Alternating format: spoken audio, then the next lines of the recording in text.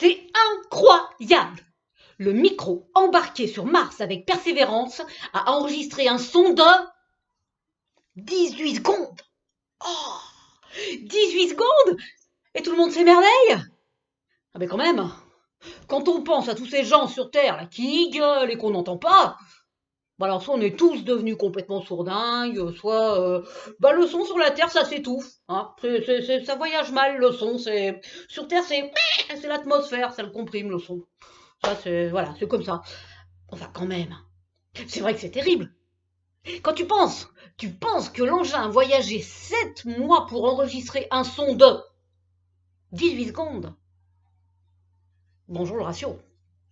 Attends, ça fait 30 jours par mois, multiplié par 7, ça fait 210 jours. 210 jours pour 18 secondes, alors tu divises par le 18, et du coup ça fait en fait 11 jours et demi pour un son d'une seconde. Ah bah non, mais même pour aller voir les Beatles, on n'aurait pas voyagé 11 jours et demi pour les écouter une seconde, hein. Je veux dire, attends.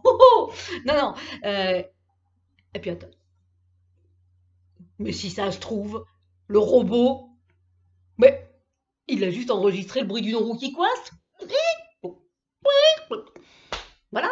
Ou si ça se trouve, le robot, eh ben, il a enregistré le bruit du silence.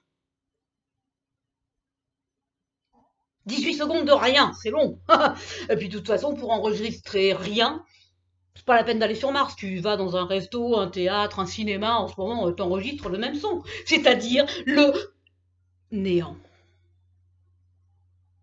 Alors, par contre, si, j'ai lu un autre truc, ça. En fait, les scientifiques, ils disent le micro, ça va aider à mesurer la dureté des roches. C'est-à-dire qu'en fait, le petit robot, il va faire toc toc sur la roche, et selon que la surface, elle est dure ou molle, et ben, ça fait pas le même bruit. Voilà. La NASA aurait dépensé 2,5 milliards de dollars pour dire à l'humanité qu'il y avait plusieurs façons d'entendre un toc toc. Non, mais vous déconnez. Non, mais n'importe quel chef d'orchestre, même pas doué de la feuille, vous l'aurait dit.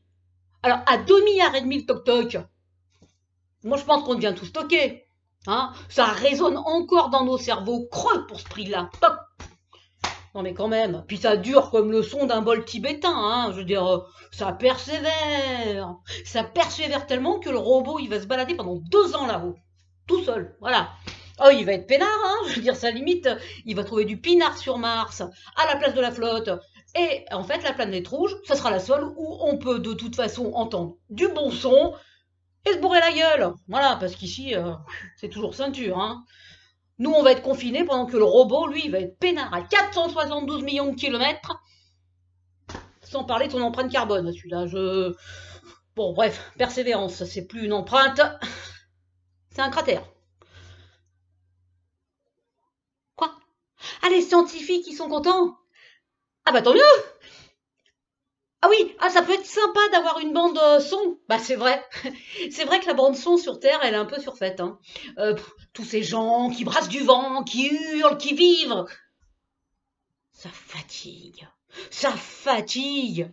Alors pour 2,5 milliards d'euros, hein, ou de dollars, moi je sais même plus en quoi on compte, eh ben autant écouter 18 secondes de rien.